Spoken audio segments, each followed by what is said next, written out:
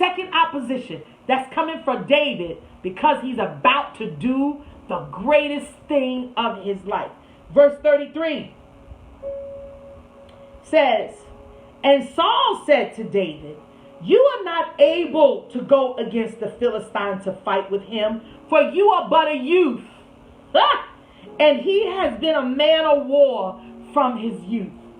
So the second thing, people will remind you of your weaknesses. I tell you something. If God's going to use you, he doesn't need you to help him. You need him to help you. When you're unqualified, God will give you wisdom even when you didn't go to school for it. God will give you knowledge and revelation that you never ever had. Don't let anybody tell you that where God is taking you is too big for you. And you might want to turn to them and say, you know what? You're absolutely right. It's too big for me, but it's not too big for God. Oh, my. Where I'm going, I'm not going in my own strength. I'm not going within my own power. I'm not going within my own intellect. I'm going in God's wisdom. I'm going in God's strength. I'm going in God's power, in his knowing, in his intelligence. I move, I live, and I have my being in him. Don't let nobody tell you, oh, you're too young. Oh, you're not experienced. Oh, you don't have enough to do that. Oh, you don't really know where you're going. I bought my first home. I own several now.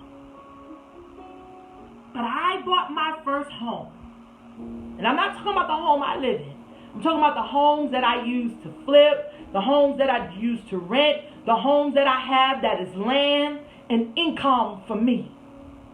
I bought my first home and had never rented, bought a home. I didn't know what I was doing. Somebody just came up to me, moment in time.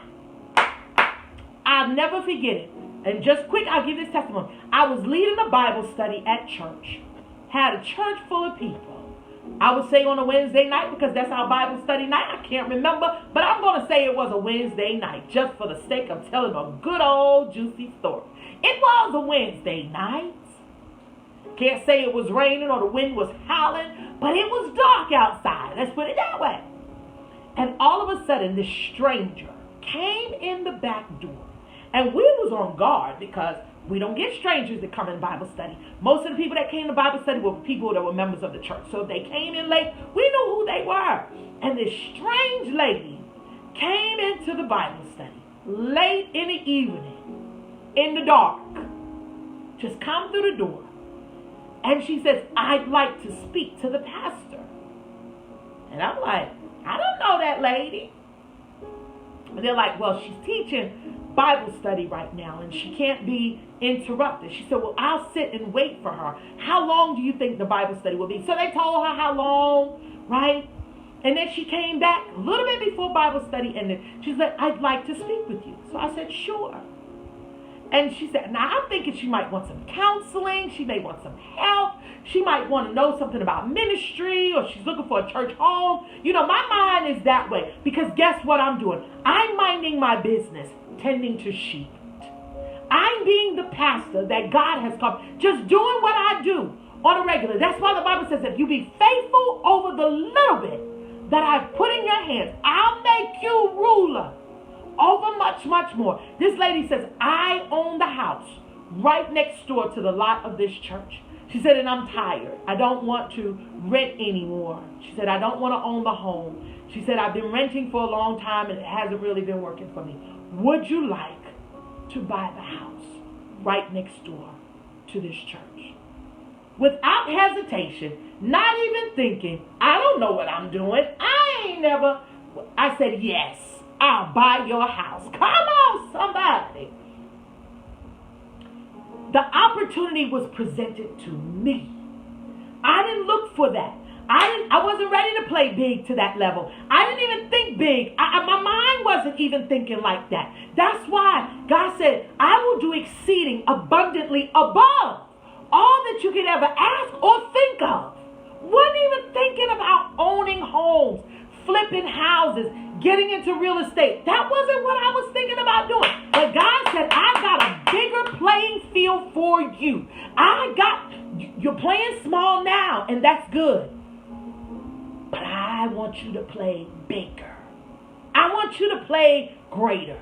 I want you to come out and do something better.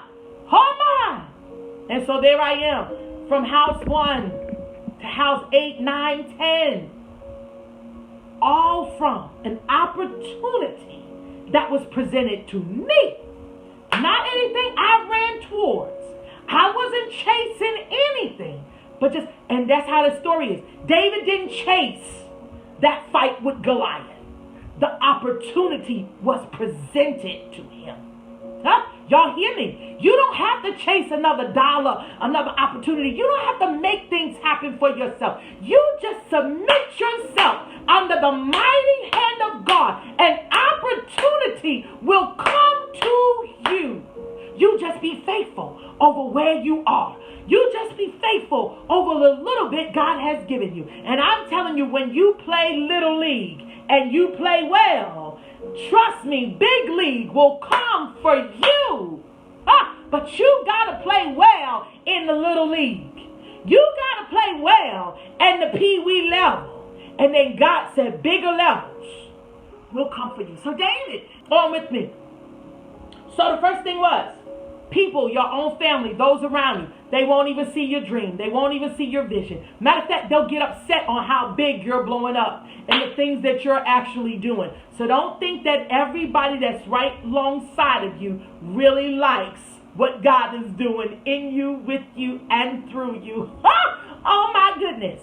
And then the second one would be, people will diminish and demean who or what you don't have. Your capabilities, your intelligence, your school level, whatever it is, right? They'll come to tell you what you can't do. They'll come to tell you who you are not. They'll come to tell you how much education you don't have. They'll come to remind you of the things you used to do and the past that you came from, which disqualifies you. You know you filed bankruptcy. You'll never get enough money to move in that direction. God is the God that clears bankruptcy. Can I tell y'all something? Oh, I can't even give that testimony. I've never filed bankruptcy, but I've been in so much debt because we tried to do big things and we spent out a lot of money and we were in so much debt, and God showed me minute by minute, moment by moment, day by day. I never had to file a bankruptcy. Why? Because God gave me wisdom that I did not have on how to bring my debt down to zero. Woo! Huh? Can't even tell that testimony. So let's go. So the third thing that will happen after that is, once people see that you're moving and you're grooving and you still got that momentum and you're still meeting the challenge and you're still showing up in this day, right? Because this was the day that was created for David to show up big. Then Saul says to him, put on my armor. Do it the way I did it. Do it the way I'm doing it. No. Yes, it's good to have mentors. Yes, it's good to have coaches. Yes, it's good to have people help you alongside you. It's good to have partners. But guess what? You will be a trailblazer in something. You will use some information from others, but then God will give you divine revelation, divine understanding, where you'll do something that'll have just your mark on it. Something that'll just have your secret sauce on it. Something that you'll do that will just be the epitome of you. It won't look like anybody else. It won't be a duplication of something somebody else did. It'll be a similar variation, but woo, my God, I can't use your armor. I can't use your helmet. I can't use your breastplate. I can't use your sword. David said, this stuff is too big for me. I can't even fit this stuff. This stuff is too heavy. I just don't know how to do it that way. I'm not comfortable in it that way. But God will cause you to do the same thing that others will do it with a twist. With a secret sauce. With a little extra special. Something about you that's not like anybody else. Something about you that'll have your own flavor. It'll have your own flair. It'll have your own style. It'll have your own look. It'll have that little cherry on the top. It'll have those little coconut sprinkles. It'll have the little almonds on the side. I don't doing it that'll look different than everybody else's. It'll be the same thing, but there'll be something different about it that will attract the right client. It will attract the right customer. It will attract the right people. It'll attract your niche. It will attract your group. It will attract the people that like your style. They'll like your look. They'll like your talk. They'll like your way. They'll like your dress. Huh? They'll like the way you break it down. They'll like the way you tell it, the way you teach it, the way you say it. With God will give you your style. You were fearfully and you were wonderfully made. And you will spread that wonderfulness. Huh? Come on. You will spread that wonderfulness. He made you distinctly the way you are on purpose. With a purpose in mind. I'm going to say that again. He distinctly created you the way you are on purpose with a purpose